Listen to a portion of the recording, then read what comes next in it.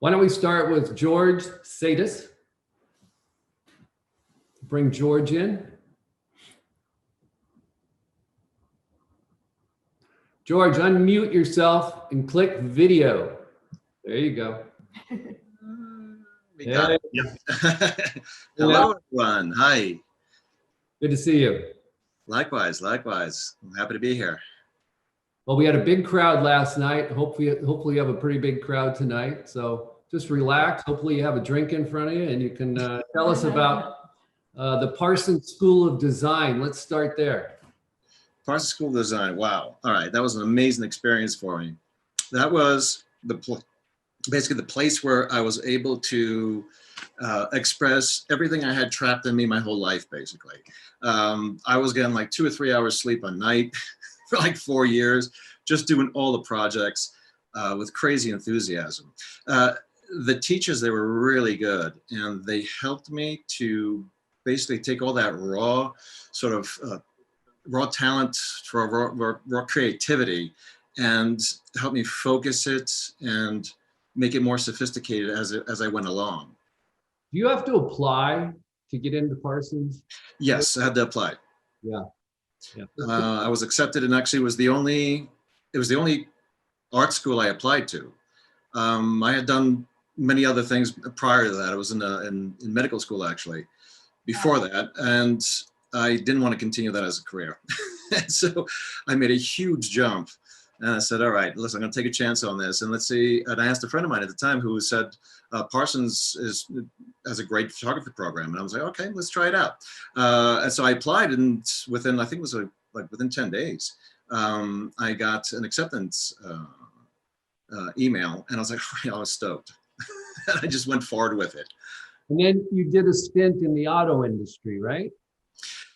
Yes. So when I was in my second year, in my sophomore year in Parsons, I had won awards for 2 images that they had displayed, and you can see them from the street on 5th Avenue and 13th Street. And someone from the division of EMI, her name was Karen Brown, and she was in the what was called the Enclave. And she really liked the images, and she called Parsons, and she called my portfolio in. And when I went to her office, literally within the week, she goes, stop, okay, hold on. I was like, what? She goes, I'm gonna call a friend of mine. Like, okay.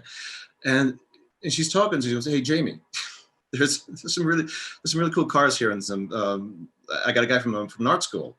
And basically he told her over the phone, well, have him connect with me. And within 2 weeks, I got my first gig for Car Magazine in London. And then it just spun off from there. That's awesome. That's awesome. So I remember we had a guy working for us, Rick Barnett, right? You know, yes. Rick. And Rick was calling me one day, you got to see this guy's work. You got to see this guy's work. Laura, why don't we show a little bit of George's work while I continue our conversation with him, because it's pretty fantastic. Now, Rick is a real car nut, you know that. So he's got like 10 to 12, something like that. He's got some nice cars, that's for sure. I love, yeah, and these pieces are absolutely terrific. The color just explodes, and I know you and I had a discussion of the Batmobile, right?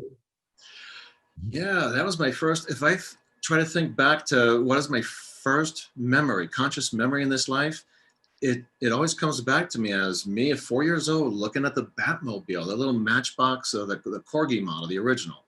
And that was 1969. So I had never seen anything like that. I mean, for the few years that I was alive, I was always looking at cars, but you know, nothing stood out so much. And I think what it did was it just triggered that idea of uniqueness.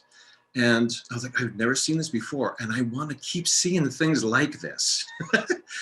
And even to this day, my wife got me a $22 million car for $1. That's awesome. The Matchbox.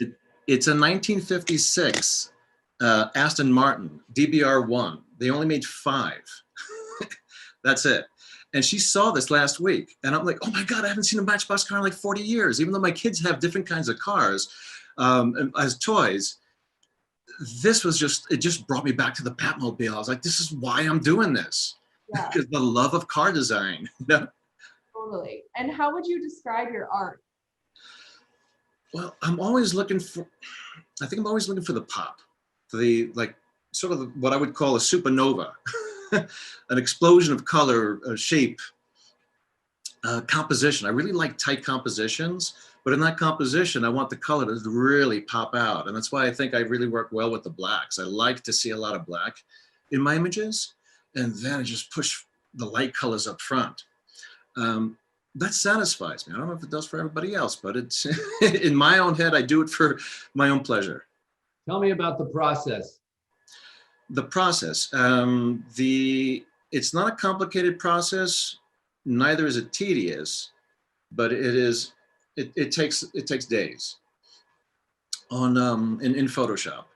And I mean like 8-hour days, 3, 4, 5 days sometimes. And I have to keep going back to it. So when I take an image, I'm looking, I see the intense colors in my mind, but I haven't seen them in reality. So I'm never satisfied with what I see through the camera, but I'm always projecting at that moment, this is what the potential that it has.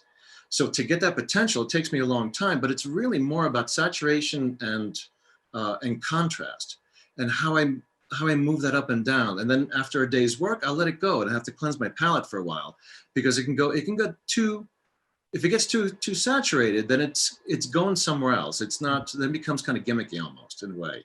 I always want to bring it to the threshold, because I paint as well. I paint, I sculpt, I make my own t-shirts, skateboards.